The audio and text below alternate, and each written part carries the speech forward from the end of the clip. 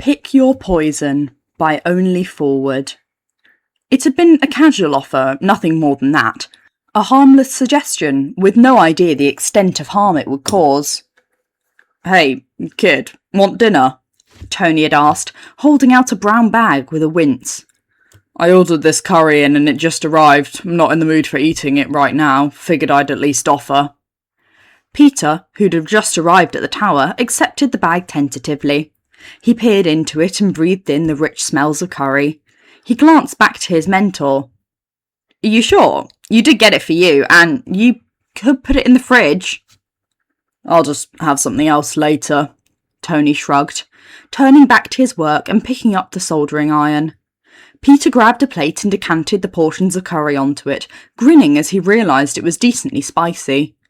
Tony continued soldering in silence as Peter ate, watching him work. They were busy working on something for Stark Industries, nothing with a crucial deadline, but something Pepper had asked Tony to look over when he got the time. The billionaire preferred to do that than work on the Avengers gear, at least.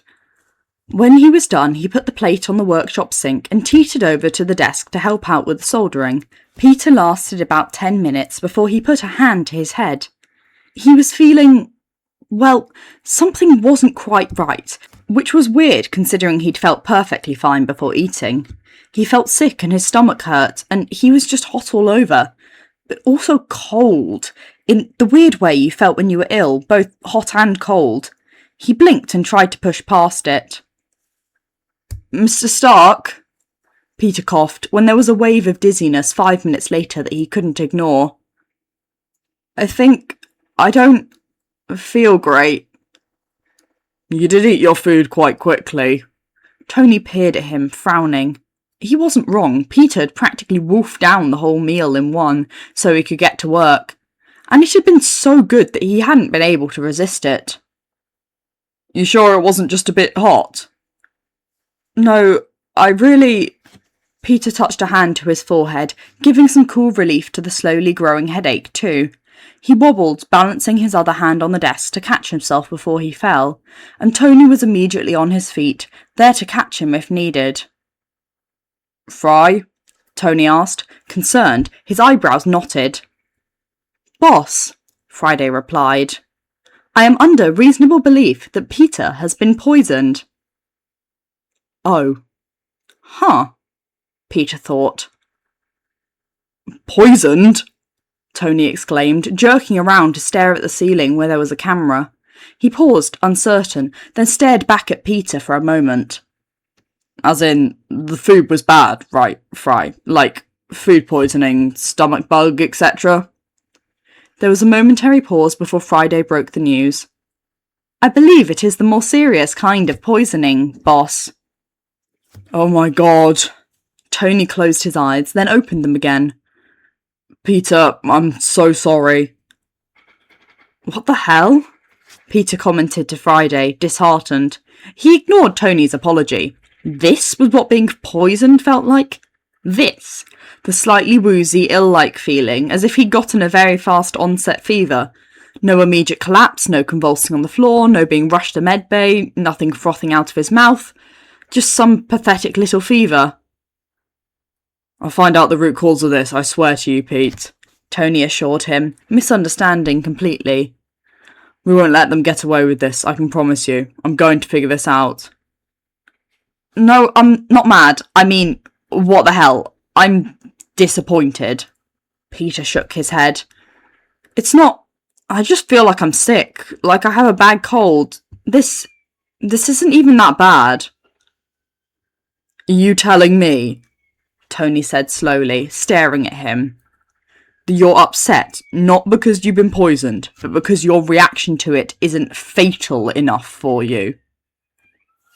"Yes," Peter nodded starkly, crossing his arms. Tony just continued staring at him for a second, and then said, "Right, we're going to medbay, now." "Mr. Stark," Peter complained, dragging out his surname, but went along in compliance. Tony's eyes were set in a mixture of annoyance as he glared at the bag of food which had poisoned Peter, and then switched to concern when he caught eyes with Peter. Peter started shaking enough that Tony decided to carry him to medbay instead of letting him walk, which was simply embarrassing. He wasn't even convulsing, for Christ's sake. What kind of poison even was it? Pathetic attempt. What Peter hadn't considered was the impact of the spider bite and his enhanced abilities, and how that had simmered down his reaction to the substance. When they arrived at medbay and had completed some tests, Dr. Cho informed them that it was a poison that was fatal to normal humans, and that his super healing had saved his life. It all became a lot less trivial, the smile slipping off of Peter's face. They hadn't been trying to hurt Tony, whoever had put poison in his food. They'd been trying to kill him. And the only thing that had stopped their plan from working had been the fact that Peter, not Tony, had eaten the food. Christ, Tony could have been killed from just ordering takeout. The shiver that went through Peter's spine wasn't anything to do with the poison. When Cho told them both that, Tony went white, his eyes wide and hands panicked. He closed his eyes, almost looking as ill as Peter himself. "He ate the food I bought," Tony explained, clearly having the same realisation as Peter had. "They must have. It was meant for me." It was a good thing that Tony finally seemed to be having a self-preservation streak. Except... "Such an idiot," Tony muttered, rubbing a hand over his eyes. "I never should have given it to him." Oh, no, he wasn't concerned for his own welfare. He was beating himself up for the fact that Peter was affected at all. That was classic Tony. Well, at least he wasn't proclaiming that he should have consumed the poison that would have killed him. Peter opened his mouth to say something, but Dr. Cho was there, the voice of reason. "The initial signs of recovery are already there," she told Tony softly, gesturing to Peter. It was true. He was already feeling better. Again, shit poison. They really had to try harder. And Cho had kept him stocked up with fluids and protein bars, so any time he went vaguely white, he just had more water, and that made him feel 10 times better. "It should have been me." Tony shook his head. Oh, there it was. Peter wanted to throw his hands up in the air and roll his eyes. The billionaire really had no respect for his own life at all. Peter's reaction had been minimal. Tony really couldn't be dramatic enough to wish that he himself would die over Peter getting minorly ill, surely. "Tony, you'd be dead if you'd taken this." Cho looked just as alarmed as Peter was sure he did too. "Peter's alive, and it wasn't even bad for him. His reaction was like a fever." As he'd said, the voice of reason. Tony didn't seem to listen. He kept repeating, "It should have been me," or vague variants of it, softly to himself, until Peter was completely recovered and the poison had gone from his system several hours later. "God, kid, I'm so sorry," Tony murmured, when it was time to drive him home later that evening, still looking miserable. Dr. Cho had given Peter the all clear, but Tony was still hovering around him as though he was going to collapse any second. "It's really not your fault, you know," Peter swallowed. "Like, could have happened to anyone." Tony rolled his eyes, and when he spoke, his voice was laced with spite that was actually just masked hurt. "Oh yeah, because I bet if Ned's parents gave you takeout they didn't want, it'd be poisoned too." "Alright, maybe not everyone, but it was bound to happen to someone, right? In our line of work?" Peter shrugged. "And if you think about it logically, isn't it better that it was me than, say, Miss Potts or Mr. Colonel Rhodes?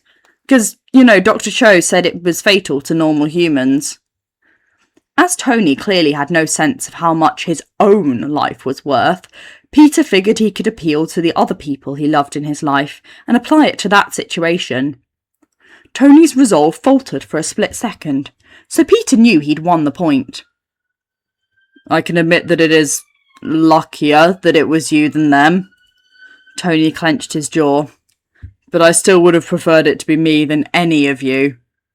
It was a start, at least. Peter smiled up at him.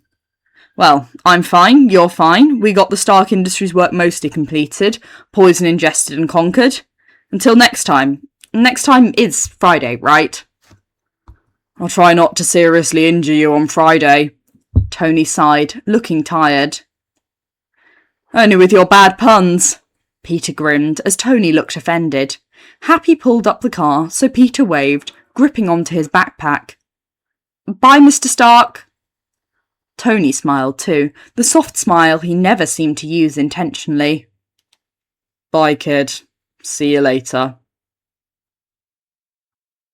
Thank you for listening. I really hope you enjoyed this work and have a lovely rest of your day.